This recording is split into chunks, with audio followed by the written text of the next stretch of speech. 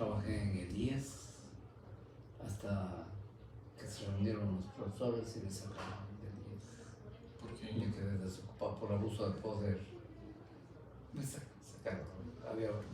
Habían líos políticos como hay ahora, ¿no? Y me fui a trabajar en el hospital de Azogues.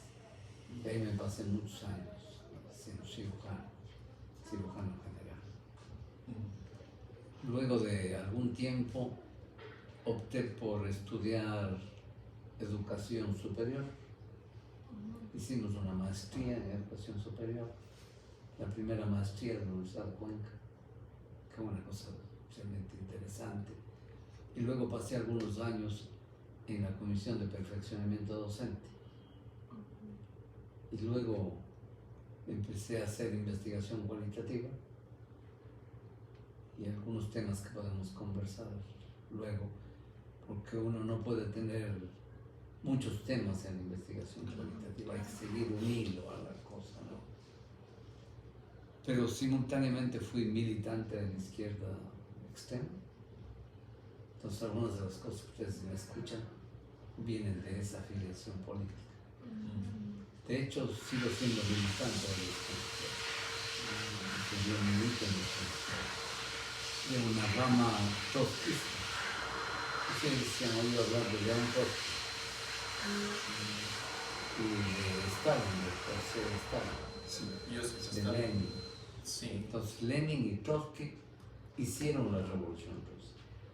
Stalin era el segundo que se tomó el poder y entre otras cosas hizo que asesinen a Trotsky. Este señor Stalin, megalómano como él solo, acabó con lo más selecto de la revolución rusa en 10 años, en juicios forjados, y se apagó aparentemente esa luz. Trotsky hizo la revolución formando y dirigiendo el ejército rojo. Es el más capaz, el más prolífico escritor de la revolución rusa. Entonces yo sigo siendo cercano a sus ideas. Interesante, doctor. ¿Y qué fue lo que le motivó a seguir medicina? Bueno, mi casa era una especie de conglomerado cultural ligado a la medicina.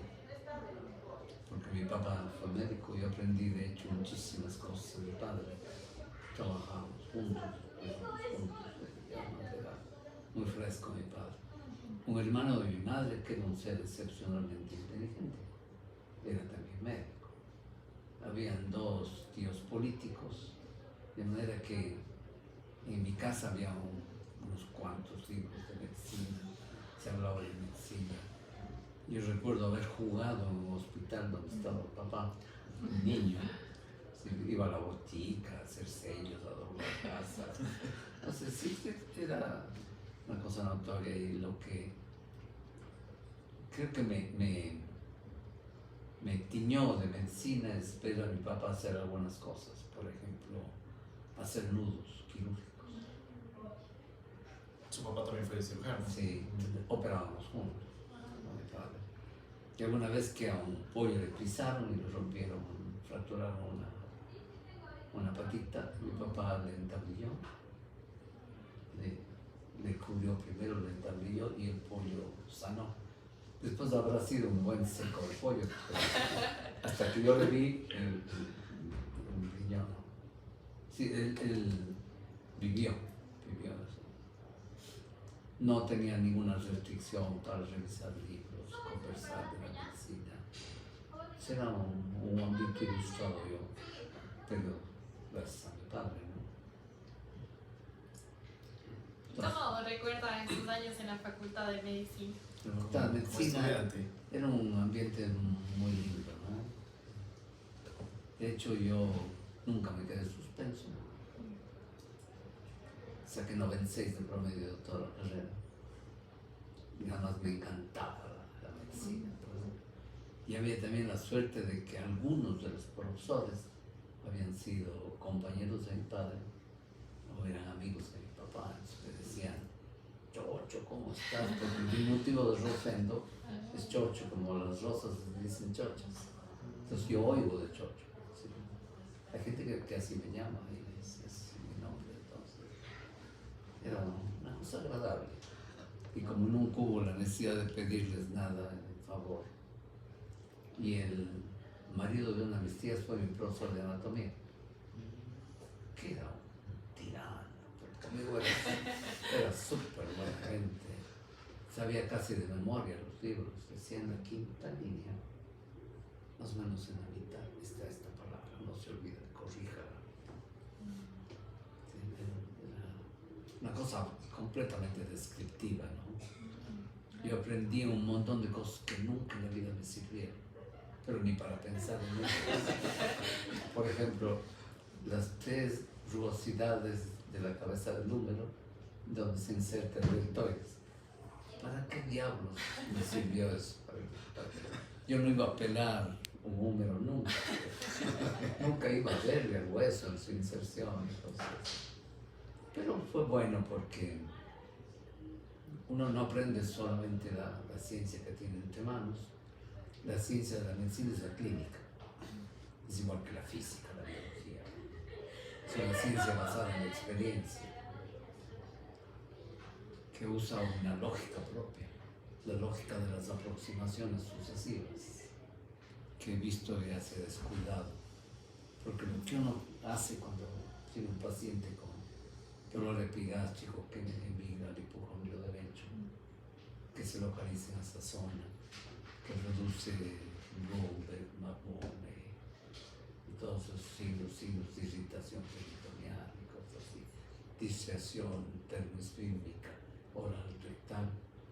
Bueno, ustedes sabrán de eso. Entonces, la lógica de la clínica es lo que uno tiene que aprender. ¿De qué le sirve a un carpintero tener un serrucho si no tiene idea qué tiene en las manos y cómo trabajar con él? Claro. ¿De qué le sirve, ¿no? Entonces hay que aprender simultáneamente y antes la lógica para luego aprender el contenido. Ahora hay un privilegio del contenido. La gente no se preocupa mucho de la lógica. Y un detalle pequeño. El primer paso que uno da con la clínica es trasladar lo que el paciente, los familiares o el cuerpo dicen al lenguaje médico, al lenguaje científico. Ese traslado es el sitio en donde más fallos se ven. El que uno no precise, no tenga claro qué está observando y qué le dijeron que tenía. Cuando uno no traduce eso bien, todo lo otro fracasa porque es una observación fallida, ¿no? Y así algún día, si hay oportunidad, podemos hablar de un área que no es de la ciencia, pero sí es del conocimiento, que se llama epistemología. La epi es fuera. Episteme es el saber, fuera del saber. La epistemología dice de qué manera adecuada se están juntando lo que se dice con los hechos. Y uno vigila entonces la propuesta, la relación, los métodos que hay, los resultados desde la epistemología. Es un librito hermoso que les recomiendo que anoten y lean, por favor, y lean. Se llama El nacimiento de la clínica, de un filósofo francés famosísimo del siglo anterior, que se llama Michel Foucault, Michel Foucault. Ahí está. Más o menos de qué temas abarca el libro. Él hace lo que yo le digo, ¿no? Es decir, cómo desde la lógica funciona la medicina. Por ejemplo, una de las grandes decisiones, decía, de la clínica fue que a alguien se le ocurrió decir que se abran unos cadáveres, porque antes no se tocaban los cadáveres. El hecho de extender la mirada médica, de ver cómo uno detecta lo que está sucediendo, eso parte de una lógica, y para absolutamente todo, ¿no? La lógica de la argumentación, la lógica de la decisión, la lógica en la ética. La lógica es vital. Ustedes hablan con alguien y le pillan en una falla lógica y le increpan por eso, no tiene salida. Así que para pelearse en la argumentación, hay que estudiar epistemología médica. ¿Cómo te quedó el ojo? Bueno, digan, no, ustedes quieran. Cuando me exceda me avisan. Muchas No, gracias. muchas gracias. Entonces la medicina se dio, los primeros años era una introducción, había gente muy interesante en ese tiempo, ¿no? Y luego me topé con la anatomía, pero no me gustó tanto porque era excesivamente mecánica. Está bien que uno vea, que encuentre, pero no había, uno no veía el músculo funcionando. Después me fasciné con la fisiología, porque la enfermedad es una alteración de la fisiología. Claro. Si no sabe fisiología, ¿cómo diablos sabe que se ha alterado? La fisiología es el núcleo central de la clínica médica. Luego se ve aquel sitio en el que la función se vuelve signo o síntoma. Signo es aquello que uno puede detectar en un lugar o un órgano, eso es un signo. Y síntoma es aquello que se expresa por medio del paciente, por medio del cuerpo. Luego aprendí farmacología, que es obligatoria. La farmacología tiene una ciencia, es una ciencia aparte. Es una de las que ayuda en la medicina. Se supone que la farmacología no cura, solamente alivia. A lo mejor el único ejemplo en donde hay cura es en el uso de antibióticos. Pero aparte de eso, no, simplemente es el cambio de la fisiología, que ahora se hace de manera absolutamente abusiva. Porque no depende del bienestar, sino del prestigio médico. Y luego todas las áreas de la clínica y el llegar ya a cirugía, que es lo que me encantaba. Yo había ido antes a trabajar con la monjita Vicenta Puente, que era amiga del papá, para variar. Y ella me enseñó a instrumentar en el quirófano, que es el bicho ese incógnito que pasa pinzas, que ordena las pinzas, que limpia las pinzas, y todo, que es una cosa muy linda, ¿no? Y me topé allí con el doctor Vicente Corral, del que es ahora El norte del hospital. un hombre excepcional, el tío. Le llamábamos tío Vichy. Era realmente simpático el tío Vichy. Él tenía un par de hermanas costureras de lujo. Hacían los vestidos de novia para los muchachos, que cuestaban un montón. Me preguntamos una vez, tío Vichy, ¿por qué soy cirujano? ¿Qué querías que haga? Mis hermanas cosen todos los días, yo algo tenía que coser. Tío Vichy elegante, guapo, coqueto. Le dicen, qué bien se le ve a usted el café, doctor Vicentito. De merienda soy mucho más sabroso. Tío Vichy, entonces aprendí a operar con él, a hacer cosas, ¿no? De ayudante, volado. Después la rural en donde me metí un montón de líos políticos. Me acusaron de subversivo. Se levantaron los ricachos. Pero cuando los indígenas tocaron los tambores una noche, no volvieron nunca más a decirme nada. Estaba con el cura del pueblo también de ayuda, ¿no? Si no, ¿cómo? Que fue una cosa interesante. Hice un colegio, conseguí local para lo que era después el subcentro. El director del colegio en ese tiempo. ¿Y dónde hizo usted su? En Dele, en Cañar. En Dele, sí. Más o menos, ¿en qué año fue eso? Que sería, me gradué en el 73, debe haber sido 74. Claro.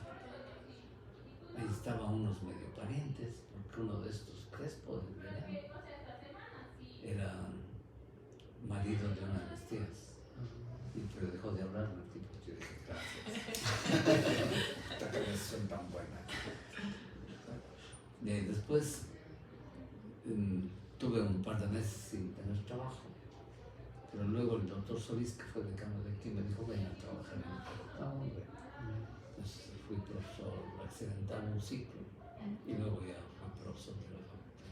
¿Y con qué materia empezó a dar clases? Farmacología, porque el doctor Solís me dijo que no te molestes en trabajar conmigo. Sí. Y de ahí por cuánto tiempo ya se quedó como profesor permanente. 40 años. 40 años. 40 años. Y todos esos años dio farmacología. No, hizo un montón de cosas, pues, un montón de cosas. Era profesor de cirugía en el hospital. Fui también profesor de fisiología. Fui profesor de algunas ramas de la metodología. También fui profesor de investigación en agronomía. Di algunas cátedras en los primeros años en economía. Y además, como esto era un patrimonio de los maoístas, de los chinos, mientras más tiempo uno pasaba afuera era mejor. Claro, porque nunca me maltrataron, pero nunca tampoco me dieron ninguna oportunidad para nada, ¿no? Entonces estaba permanentemente excluido y tenía tiempo para hacer muchas cosas. Sí, era una época dura, pero interesante. Claro. Habían tremendos debates ahí en la aula magna. Parecía que ya nos comíamos vivos ahí. No, pero nunca un programa.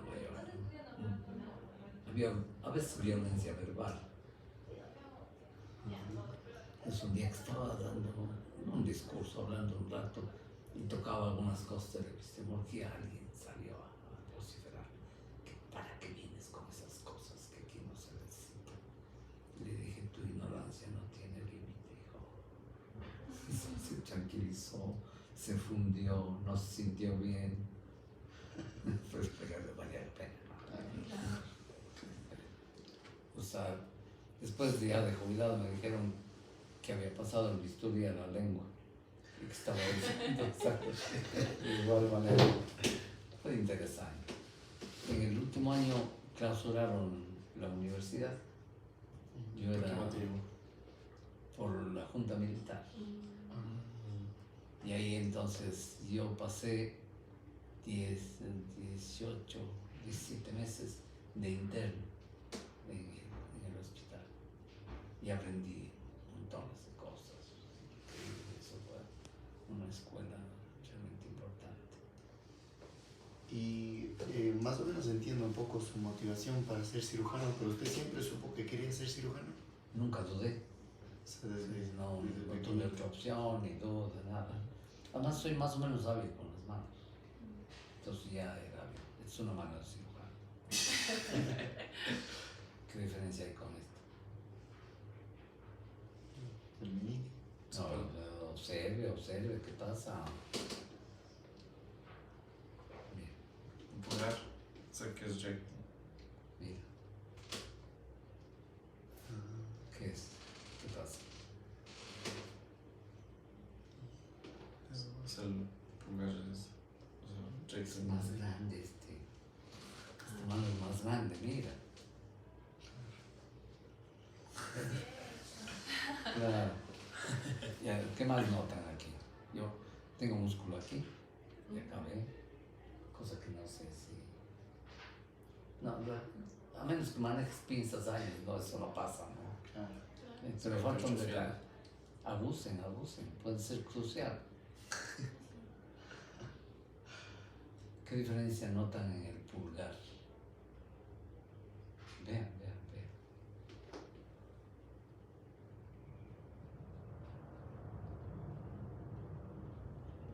No me digas que no lo ves. La longitud también. Es más grande, más ancho. Fíjate en este ángulo aquí y en este ángulo acá. Más pronunciado. Claro. Entonces tengo una apertura mayor con este. ¿Ves? Y aquí entonces una pinza se abre más fácilmente. O este que yéndose para atrás aumenta el ángulo. Y si tú cambias un milímetro el ángulo, cambia la función. Mm. Y ahí usaba las pinzas sin meter este dedo en la oreja. Solo así. Claro. Ahí se ve. Y puedo cortar con la izquierda. Y cortar con la izquierda. Es que no tiemblo, ya estoy viejo. Sí, no, vos estás temblando. Te voy a preguntar que estoy. ¿Ve? Listo, ¿qué más quisieran saber? Doctor, ¿y usted, o sea, cuando fue Usted su... no me llamo yo. Entonces, usted cuando estuvo durante su residencia como cirujano, ¿cómo fue esa experiencia, o sea, en convertirse de médico general a cirujano? Que nos comente acerca de ello, o sea, cómo fue todo el proceso. Bueno, ahí ya tenía una experiencia previa. Con el interno ya hacía intervenciones chicas y todo, con los amigos, con el tío Pichi, que era tan lindo, y algunos otros y mi papá que me enseñó cosas, ¿no? Entonces ya fui siendo residente 1, residente 2, residente 3, y había en ese tiempo cómo hacerse especialista con el colegio médico. Entonces yo tengo un certificado que me avala como cirujano, dado por el colegio médico, y con eso fui a trabajar entonces en las hojas. Yo conozco a los azogueños por fuera y por dentro. Mi papá es azogueño. ¿Y usted dónde hizo su residencia? Mi residencia en el seguro, 5 años. En el IES. En 10. Mi residencia penalidad de 1, 2, 3, así. Claro, y lo que Entonces, más recuerdo de ellos, o sea, que le haya llamado la atención. Lo más recuerdo es cómo me sacaron, pues, hombre. Yo era profesor y era residente, las dos cosas. Como profesor estaba igual que los otros médicos que eran profesores. Y como residente era dependiente de ellos. Claro. Entonces, en esa dualidad que ellos no aceptaban, dijeron que yo me había elevado y decidía. Porque para tratar mal a un interno o un residente tenían que hablar primero conmigo. Pero yo era dependiente de ellos, había un conflicto de intereses, ¿no? Entonces, un día me sacaron del quirófano. Doctor, ha sido usted despedido. Gracias, no sabes lo feliz que me haces, me dijeron. Porque era bien pendejo. Pero bueno, la vida así ya, ¿no? A los pocos, un par de meses ya estuve trabajando en las hojas. ¿Y ya sabes cuánto tiempo trabajó? Como 20 años, pues. Sí. Pasé del hospital viejo que estaba a la salida, al nuevo edificio del hospital. Nosotros armamos el nuevo hospital. El Hospital Nuevo Castañero. El Homero Castañer. Homero Castañer era médico del hospital. Mi papá también, mi papá trabajaba allí. Ahí escoberábamos juntos. Fíjate que alguna vez fui a Verapá y estaba atendiendo a una señora que tenía una muerte cerebral por eclampsia y el niño todavía dentro del útero. Yo le ausculté, tenía 20, 25 latidos, ya no tan fuertes. Dije, papá, ¿por qué le dejas morir a ese niño? Pues que ya tiene muerte cerebral, él también debe tener una muerte cerebral, pero que te cuesta que probemos, ¿no? Entonces, con guantes, una cama, hice una cesárea. Y el niño vivió. Sí. Entonces un compañero ingeniero me dice, pero debe tener serias limitaciones intelectuales. Digo, claro, ahora es ingeniero civil.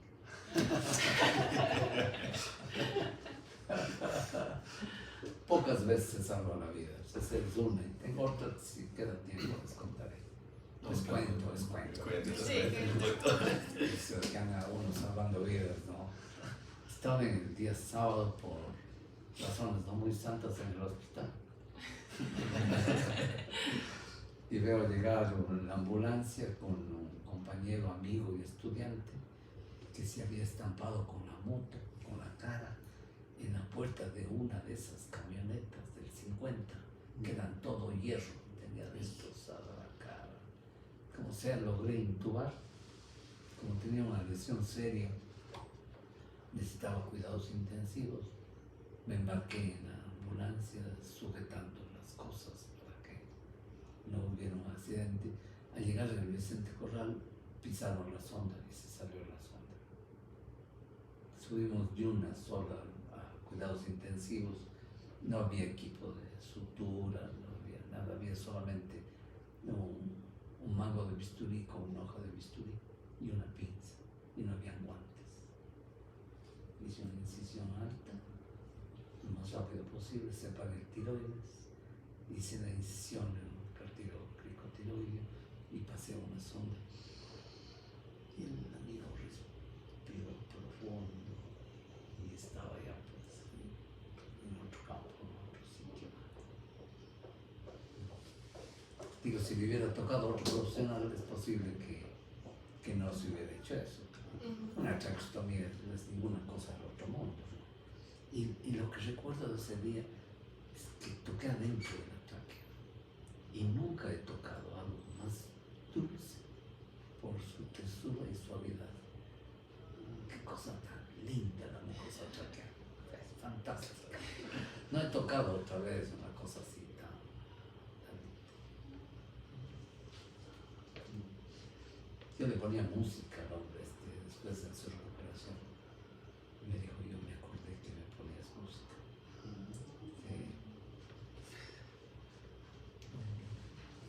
La vida da ocasiones, ¿no? Sí. Entonces no es que uno salve la vida, pero hay ocasiones en donde la decisión es básica, ¿no? Por lógica. Igual que otro compañero, profesor de la facultad, el doctor Campoverde, Nicolás Campoverde, yo te debo la vida a vos, Rosendo. ¿Y qué hice? Yo estuve con tremenda colecistitis, purulenta, y me estaban tratando con unos medicamentos y no me sentía bien. Llegaste, me cambiaste de medicina, fuiste a traer la medicina, me vigilaste 2 días y me salvaste. Pero también hay esas ocasiones en las que uno se siente absolutamente impotente, ¿no? Toparse por primera vez con la muerte y la impotencia de no poder prolongar la vida es una cosa muy dura. Diera la impresión de que algo se fuera. Yo no creo, ¿no? Nunca he hecho actos de fe, no tengo religión, así que no se extrañen de que yo no es que a Dios se va cuando alguien muere, no. Más que sale la última cantidad de oxígeno. El pecho externo costal deja de funcionar y el aire sale, ¿no? Y enseguida la córnea deja de ser transparente y no se mueve.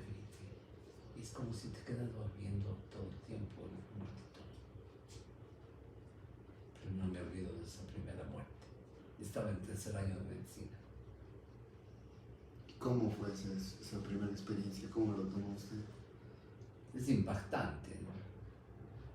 Sí, es impactante. Lo que pasa es que uno puede en la medicina tener miedo, pero no puede asustarse.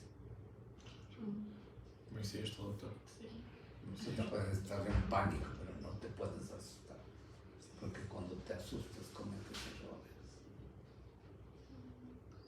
¿Y qué nos podría aconsejar a nosotros como estudiantes para poder lidiar con ese impacto?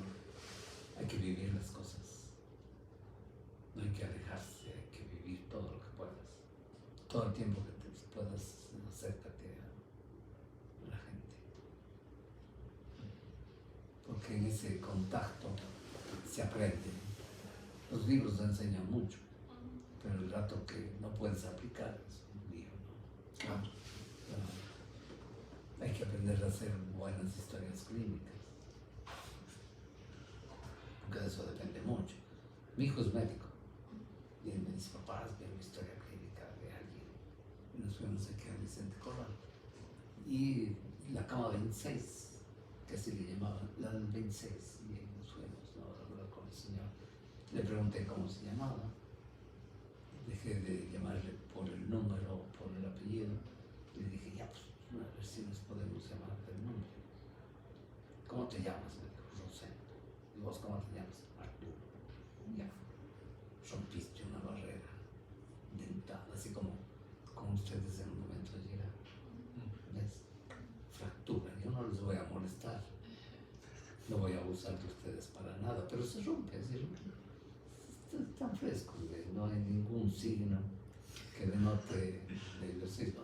Tú estabas al comienzo, pero ya te pasó. De paso quisiera decirles que una cosa que tienen que aprender es a analizar los movimientos, el lenguaje no verbal.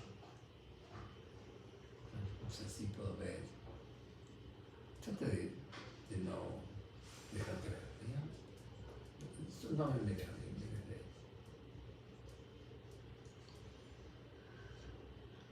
¿Qué hace? ¿Qué hace cuando yo le pido que no me deje ver? Me mira. ¿Pero qué hizo? Intenta sonreír. Con mis ojos. Parpadeó con más frecuencia, movió de un lado al otro los ojos, la boca se agarró más a la rodilla, también hizo otros gestos, porque a la niña no le gusta mucho ser observada. No le gusta, no le gusta. Entonces uno ya puede adentrarse en el otro, ¿no? Está en la red, interpretación del lenguaje no verbal. ¿Y algún libro que usted nos recomiende sobre lenguaje no verbal? Hay un montón, no tengo en la mente uno. Leí algunas cosas, no tanto como libros, sino como experiencias concretas. Y hay una serie de la televisión que me resultó a mí fascinante, que se llamaba Lie to Me, Miénteme. Si la pueden encontrar, pues esa va a ser una escuela del análisis del lenguaje no verbal. Ellos le usan para encontrar culpables. Sí. ¿Qué hace usted cuando miente? De ella, no a mí. ¿Cómo se siente cuando miente? ¿Qué hago cuando miento? Sí. O sea, creo que me pongo a reír más de la Se dan normal. cuenta que viró los ojos a la izquierda, es porque está estudiando qué contesta. Pero bueno, ¿qué piensa? Todo el mundo miente, yo también, por lo menos una vez al día. No se sienta culpable. No, creo que me pongo nerviosa y tiendo a ponerme tal vez un poco roja. Ya no sonrojó. Le prometo que hasta el final de esta charla usted va a sonrojarse conmigo. Como ahorita. Lenguaje no verbal. Uno dice mucho más con lenguaje no verbal que con el verbal. Claro. ¿Por dónde seguimos? ¿Qué les parece? Y doctor, ¿y su vida como docente aquí en la universidad, qué era lo que más le gustaba como ser docente? O sea, el mensaje que usted dejaba en los futuros médicos. ¿Qué nos puede Que- comentar? No sé si fue adecuado lo que hacía, pero siempre intenté ver en cada estudiante la distancia entre lo que decía y lo que hacía, que es el principio ético que deberían tener todos los seres humanos. Ahora, cuando ya no estemos conversando, échense una revisión de cada uno y vean cuál es la distancia que hay entre lo que dicen y lo que hacen. Y van probablemente a encontrarse con un buen ser éticamente solvente o con alguien que coge en ese plan. Porque es fácil decir, es muy difícil hacer, pero cuando haces ya no tienes que decir. Claro. Sí. Entonces yo veía eso, también entendía en las miradas, en las actitudes, quienes van a dejarse someter por la lógica de la ganancia. Si el paciente no es paciente, es dinero contante y sonante. Porque es el dinero el que da prestigio, mejora el estatus. Puedes ingresar en otros niveles de la sociedad, puedes ser aceptado por otros. Es como los burgueses. ¿Qué creen ustedes que los burgueses opinan de Coral Centro?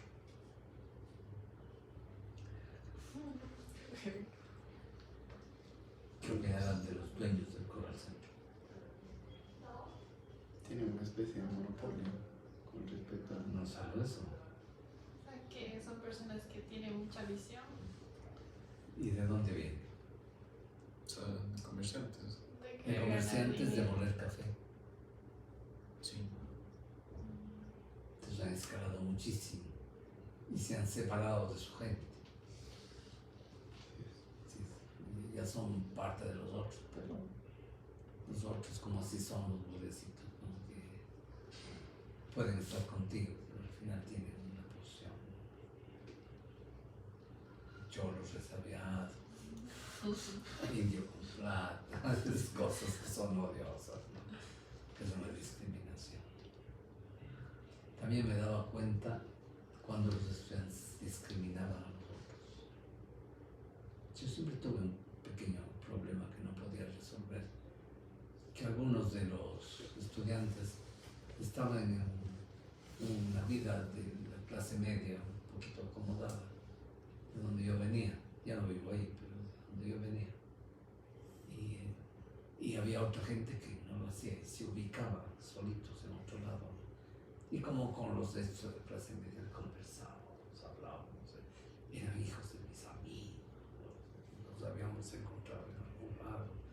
No es que yo tenía preferencia, les conocía de antemano. Les decía que tengo un grupo de preferidos. Pero no era así. No era así. Y luego me dediqué a saber, a tratar de entender cuán inteligente era cada quien. Entonces hacía pequeñas pruebas, ¿no? Si encuentras un gato en una caja y vas y le ves al tercer día, el gato está muerto, no está vivo. Vivo. Y si a los 3 días ya se murió, Tengo que abrir la caja para saber. no, no puedes. Ah, no puedo abrir la caja. No, pues si no, ¿qué argumentarías? Podría tal vez escuchar si maulla. Pero Sí, eso no es una recuperación que vaya más allá del hecho. Yo diría que está medio muerto y medio vivo. En las dos posibilidades. Claro, que es la posibilidad que Como se poco tenga. de Además, cuando ustedes oigan argumentar a otro, tienen que darse cuenta cómo juntan el sustantivo, los antecedentes, con un verbo y el complemento, ¿no? Ver cómo construye las oraciones. Si ustedes se han dado cuenta, yo acentúo las palabras que quiero que sean mejor escuchadas y cambio la velocidad de lo que digo. No por pretensión, sino para que se entienda mejor, ¿no? Para poder comunicar. ¿Y eso ustedes, o sea, lo ha hecho hasta de manera, o sea, ahora automática o lo hace aún de manera consciente? Consciente por las exigencias de la política. Tenía que saber quién puede atentar contra nosotros, quién estaba mintiendo, quién venía con segundas intenciones. Entonces había que mirarle fijamente, conseguir que parpadee, mírale, conseguir que parpadee. Entonces, quedas viendo el otro, se desconcierta. Sí, sí, sí. Y luego entonces les veía trabajar, aprender, y me daba mucha mala espina aquel que pensaba que todo lo que yo digo es lo que él tiene que aprender. Porque aunque ustedes no lo crean, los estudiantes aprenden la mayor parte de las veces, a pesar del profesor.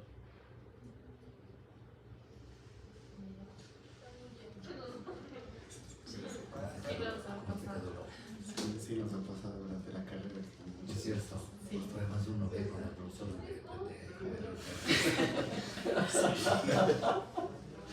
que decían de un profesor que no sabe nada, llega, suda y se va. Sí, nos ha pasado, doctor. Sí, y uno no dice nada. Y se le ve al tipo en la parada, ¿no? Sí. ¿Por qué ustedes no me molestan? Decía yo. Ay, doctor, lo que nos podría pasar. No con la parte grosera, ¿no? Pero Yo le hice a un mono que era de una ignorancia impresionante. Dije, verás lo que vamos a hacer. Tú me dices sobre esto lo que tú piensas. Te voy a grabar. Y luego hacemos una diferencia entre lo que dijiste, analizamos lo que dijiste en la grabación y escribimos eso que estás diciendo. Destruí su forma de organizar las palabras. Saqué unas cantidad de cosas que eran suposiciones de él. Le dije, yo contigo no me dejo cortar las uñas.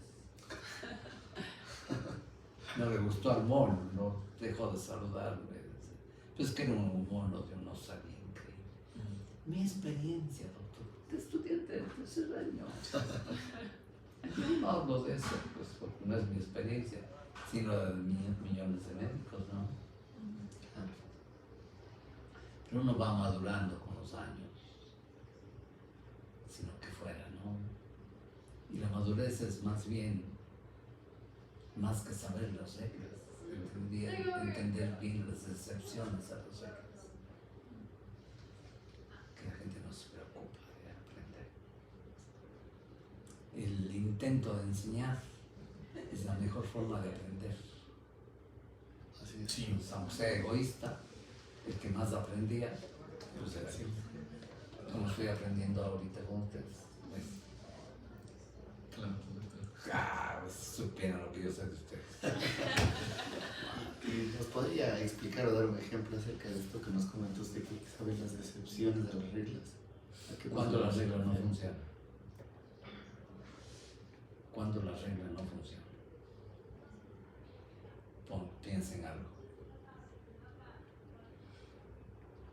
A ver, se dice que la apendicitis aguda es una enfermedad aguda que aparece en jóvenes, que tiene estos signos y estos síntomas, que puede haber una necrosis por obstrucción, puede haber un estallido del apéndice, una peritonitis y cosas así. ¿Cuándo estas reglas no funcionan?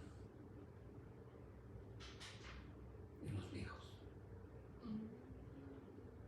Porque la reacción del peritoneo de los viejos ya no es la misma. Claro. Ahí la regla no funciona. Como plastrón también. No hay plastrón. Porque el epiplón ya huyó del abdomen. Tiene tanta cosa ahí adentro. Es el objetivo de siempre, o sea, el fijarse en los detalles. Más que fijarse en los detalles, saber hasta dónde va lo que aseveras. Qué cantidad de verdad está en lo que estás diciendo. Y eso es de epistemología, lo que ustedes Y doctor, ¿nos puede comentar un poco sobre su faceta como investigador? ¿Cómo fue esto? La investigación llegó porque ya me aburrí de la cirugía y decidí dejarla hacer. Y yo nunca hice medicina privada. Hubiera sido un tipo rico. Pudiera pasarme la mayor parte del tiempo cuidando la plata. Dije, no, prefiero vivir. Vivir con mis hijos, vivir lo que uno quiera, aprendiendo. ¿No? Entonces, ¿en qué estuve? En investigación cualitativa. En la investigación cualitativa. Siempre me inquietó la investigación. Pero me pareció que los que hacían investigación cuantitativa estaban marcados por el número y eran prisioneros de la estadística. Porque con la estadística uno puede demostrar lo que quiere. La estadística dice lo que yo quiero. Además se aleja de la gente, por ejemplo. Me puse a pensar en cuál es la paridad de las personas que tienen un dolor de algún tipo. ¿Qué componentes están en el dolor? Que nomás hay en la persona que tiene un dolor. ¿Qué piensas? Componente emocional, pero No desciendas, tienes que ascender en la concepción. No desciendas al lecho bajo. Un componente. No analizar el dolor. ¿Qué otro componente que a veces circunscribe y cambia el dolor, que es de la persona, que es estrictamente humano. ¿Su experiencia previa? Sí, pero sigue estando con el dolor. O sea, el umbral del dolor de cada persona. ¿Cómo? El umbral del dolor de cada persona. Sí, pero hay unos que los resisten y otros que no. El umbral es solamente cuando comienza la sensación, no es más. El sufrimiento. De qué manera la persona se aflige. De qué manera la gente tiene miedo. Porque el problema del dolor es que uno no sabe si va a ceder o no. Y no hay temor más grande que el temor a lo desconocido, que produce una manifestación que se llama angustia. Soren Kierkegaard es el filósofo de la angustia. Junto con la angustia se suicidaron un montón de jóvenes siguiendo a este tipo, que tenía su razón en el comienzo, pero no en los resultados. Me propuse entonces indagar el sufrimiento y en eso me pasé algunos años. Y lo hice en diferentes culturas, porque cada cultura percibe el dolor y sufre de diferente manera. Cada cultura es distinta. Hice una pequeña investigación para ver cuál es la diferencia en la queja entre madres indígenas y madres mestizas de la ciudad de Cuenca, con un aparatito que medía la intensidad de la contracción uterina. Le ponías así como poner un transductor de algo. Yo no detectaba eso. Entonces, viendo el nivel, comparamos las quejas dependiendo de los grupos que tenían dolor parecido. Y se veía que buena parte de la respuesta de las mestizas no tenía nada que ver con el dolor. Era mera actuación. Se estaban quejando por llamar la atención, porque se habían acostumbrado a gritar, porque no había una relación entre la una y la otra. Los indígenas no se quejaban, daban a voz más rápido, con menores complicaciones para el niño. Dije, no, pues aquí me quedo, ¿no? Y me puse a indagar sobre el dolor crónico, que es una entidad nosológica en la que se enferman los elementos que conducen y procesan el dolor. Cuando un dolor nace en el nervio, no hay dolor más intenso. Solo es comparable al dolor que aparece en aquellos órganos que tienen un altísimo índice metabólico, que consumen oxígeno desesperadamente, como cual. El cerebro. Pero no duelen mucho, no hay nervios. El dolor no siente. Tú puedes cortar el cerebro, no pasa nada. El corazón. Y la enfermedad más aparatosa del corazón es el infarto. Porque la mayor parte de las veces que el dolor aparece lo hace por hipoxia. Y la hipoxia es un órgano que desesperadamente necesita el oxígeno.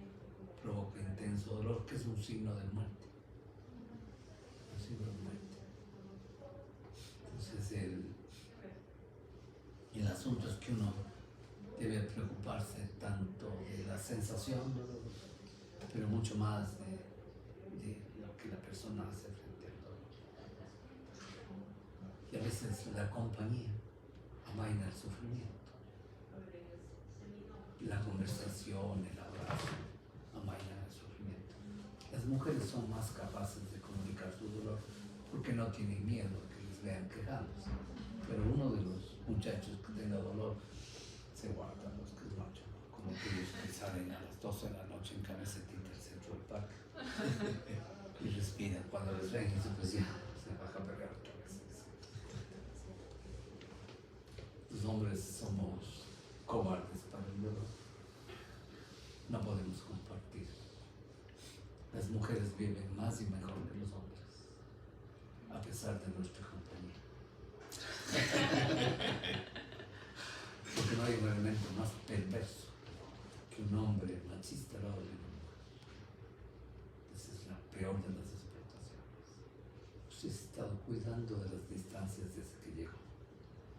Porque yo soy un extraño. No, solo le digo. Yo no voy a hacer un acercamiento, pero siempre cabe la duda. Puede tocarme un viejo verde, pues. Entonces, hay un montón de cosas que están en la cultura. Cultura son las formas de ser y hacer que tiene la gente. Entonces trabajé con gentes del sur de España, estuve haciendo un diplomado superior en dolor crónico. Trabajé con los gitanos, con los árabes y con los propios de la zona. Aquí hice investigaciones con Shuar, con la gente del sur de Cuenca que están en Namón, y con los Saraguro. Con los Saraguros me he pasado haciendo investigaciones cualitativas 30, 35 años y 20 de manera formal, porque la otra era más ligazón política que ligazón. Dolor y sufrimiento son dos componentes, pero como el sufrimiento no da plata, al médico no le importa.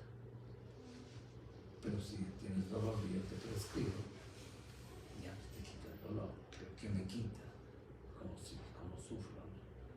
Podría ser que una pequeña herida en un índice de alguien te altere la vida, que no puede hacer nada.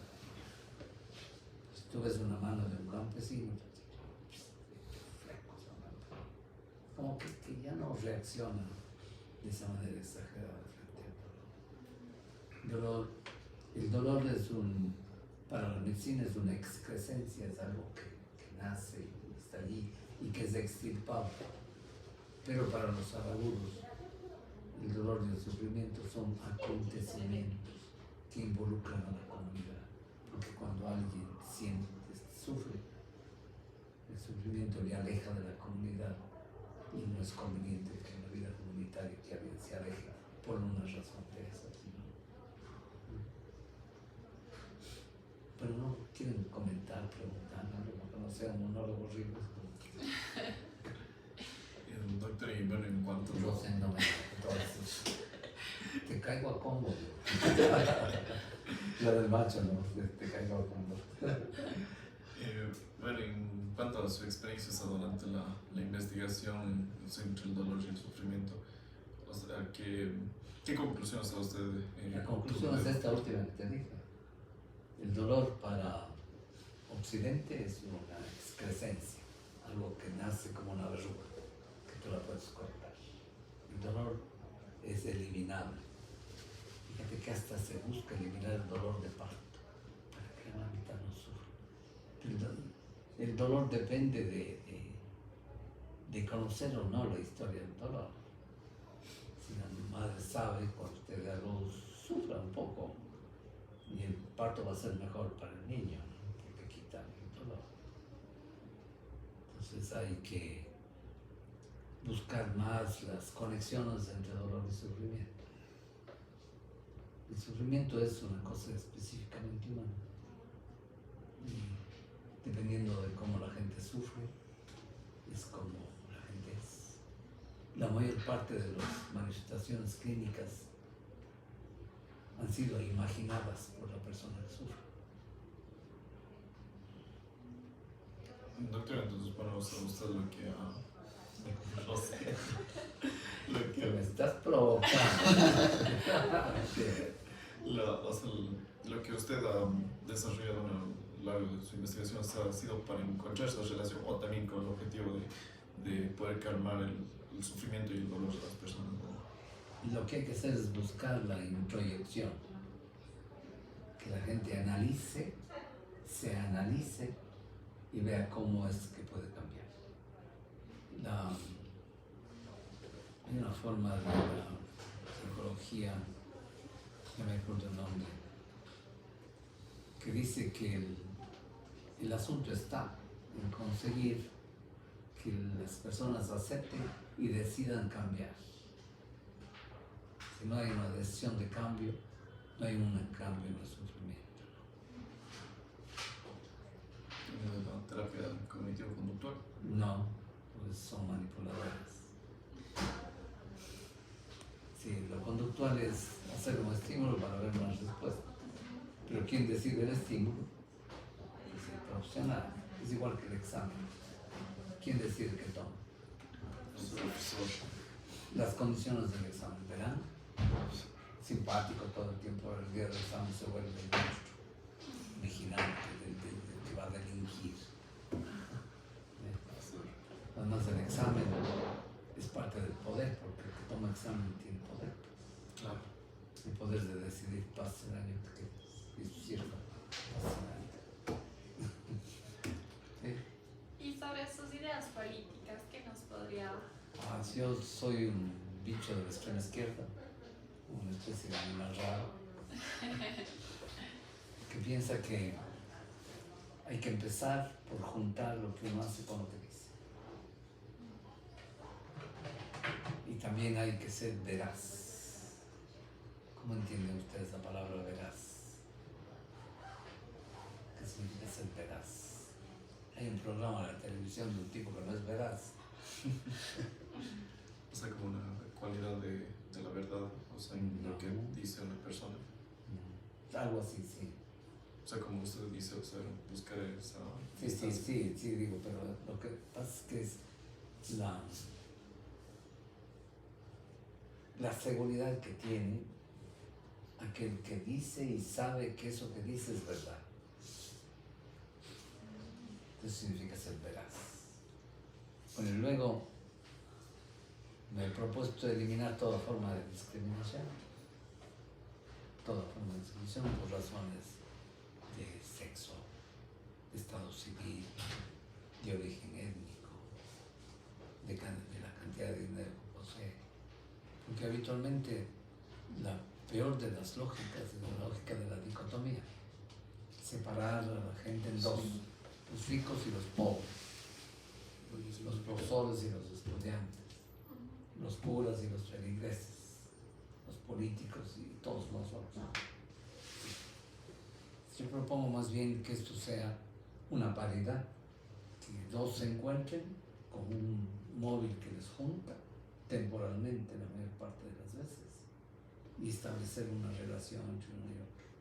Y el otro no va a ser igual a mí mientras no tenga mis mismas condiciones de vida. Entonces, si el otro no es económica, social y culturalmente igual, no hay diálogo que funcione. ¿Y de dónde nace esta Ideología ideología? de Trotsky Pero Es- nace usted siendo es estudiante. marxista de origen. Yo ya era político anticentral, pues. Pero bueno, ¿Pero qué lo motivó a hacer, o sea, tenerse al inicio en mi político? casa había una afiliación política del tema, ¿no? Me acuerdo que en mi casa había una foto de Stalin en la sala. Se le pregunté a mamá que por qué le había puesto, ella era militante del Partido Comunista. Cuando leí lo de Stalin dije, yo voy a ser cualquiera, menos asesino, genocida. Este tipo mató más gente que Hitler.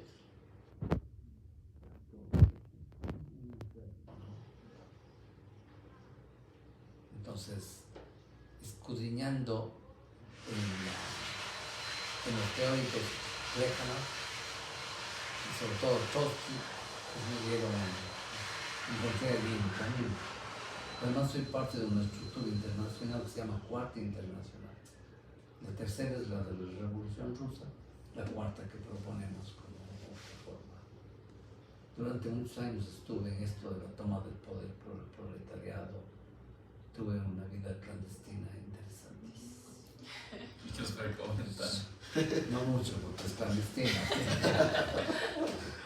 La vida del clandestino es una vida aislada absolutamente, ¿no? Fíjate lo que es ir a un café y asegurarte la posibilidad de entrar en el café si había una vía de escape y nunca con las espaldas descubiertas. Así que vamos a tomar café y yo hubiera estado así como ustedes, pero sentado allá para poder correr. Entonces lo otro es que había que tener dobles nombres. Yo fui a Antonio y decía que con cariño me digan tú con Y después fui a Vladimir, que era más del aire, ¿no? Solo que una vez que estábamos caminando en un mall en Guayaquil, yo había ido a una escuela política y me encuentro con unos que estaban allí, yo estaba con mis familias, con unos amigos, y me dijeron, Vladimir, ¿qué haces por aquí? ¿Qué cara pongo, cara oiga aquí? Eso era, ¿no? Era no ser fácilmente descubierto. Nunca bebimos en público, de hecho yo soy casi abstemio, nunca, porque el trago saca lo que el hombre no quiere. Ya aprenderán la fisiología de la parálisis descendente de Jackson, ¿no se acuerdan? Que primero se deprime la corteza, luego el mesodiencéfalo y al final el bulbo. Cuando la corteza deja de trabajar, el cedazo, el filtro para las cosas bajas va, entonces aparece el ser tal cual es.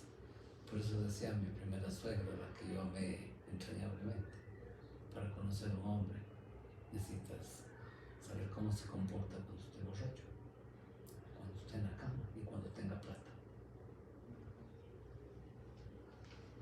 ¿Cómo te quedó el ojo? Es muy cierto. No, sí, Esa es sí. la verdadera esencia de las personas. Sí. Yo he tomado para ver qué pasa, ¿no?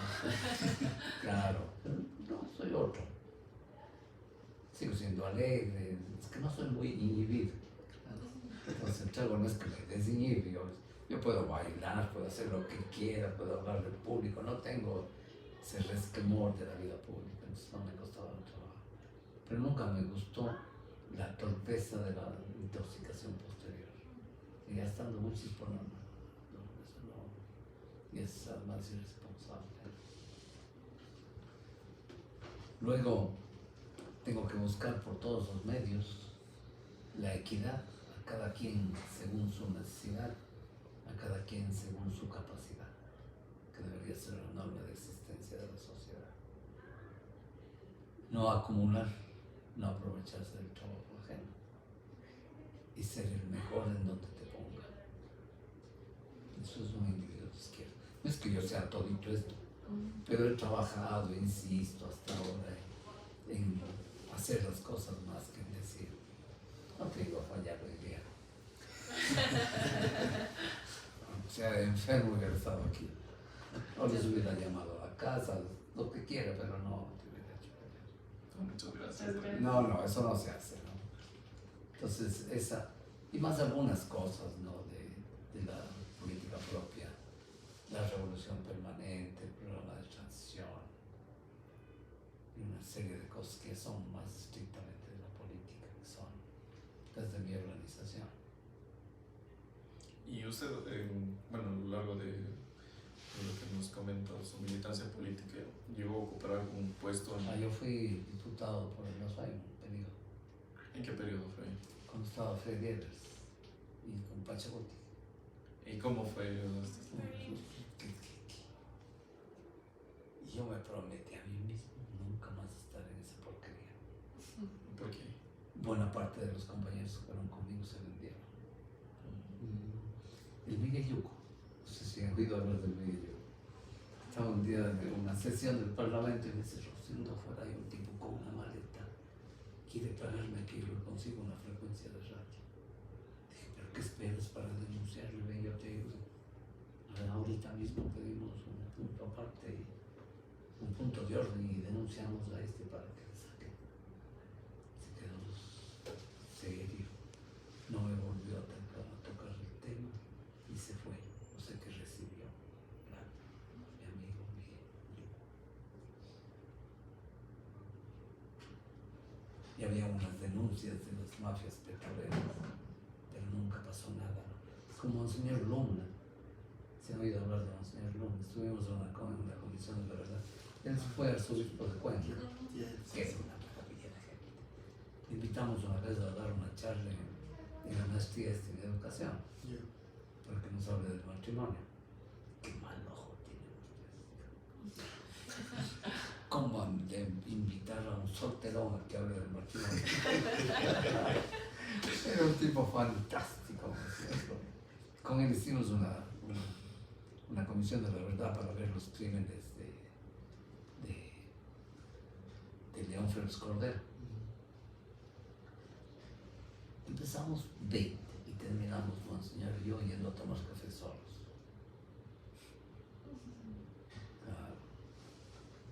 Fui delegado para contratar seguros del Congreso. Vi las propuestas, me pareció que uno era mejor. Decidí, le llamé, le dije, está firmado. Pero doctor, no hay algo más. No, ¿qué vas a deber? Pues hombre, es que es la primera vez que yo contrato con el Congreso y no me piden coima. Y el otro día me llamaron el resto de miembros a decir que ¿por qué no he esperado que no han tenido su parte? Y la distancia entre lo que decía y hacía. Lo único que no me gustó, que una vez recibí un mensajito que decía que mis hijos van a aparecer en la crónica roja. La política es hermosa de la extrema izquierda, peligrosa como nada, ¿no? Pero yo puedo decir aquí que confieso que he vivido, ¿no? He vivido intensamente. Esto que hemos hecho hoy es un acto que dice que vivimos intensamente. No me guardo nada. Las cosas están a la luz, mi vida está a la luz. Muchas gracias. Y espera, para finalizar, ¿algún mensaje que nos quiera dejar? Yo quisiera decirles que lo mejor que podrían hacer es cultivar la mente al máximo. Porque si ustedes son cada vez más inteligentes, y eso es posible, y en la juventud que tienen más, porque yo ya no puedo hacer ese crecimiento. Porque cuando uno es más inteligente ve la ética de otra manera, ve la investigación de otra manera, ve la sociedad de otra manera y ama de otra manera. No escatimen esfuerzos para leer, para aprender en donde sea. Dedíquense a aprender como esponjas. No se limiten a lo que un mediocre les da en clase. Porque como es egoísta no da todo lo que dice saber. Ridículo. Ahí están los libros. Pero me gustaría que opinen, no de mí. ¿Cómo les fue? Hemos pasado una hora, ¿no? Sí, un poco más de una hora. ¿Ves cómo el tiempo vuela? Sí. Así dado clase yo. Hubiera sido bueno que hubiera sido nuestro doctor. Me hubiera encantado. Ya te hubiera sacado unas cuantas veces. No se sintió nada el tiempo. No se siente el tiempo. No. Y cuando uno conversa, el tiempo no está allí, el tiempo vuela, ¿no? Claro. Sí. Por eso es que el teléfono es el mayor enemigo del crecimiento intelectual, de volver a la gente mediocre, porque depende de un aparatajo.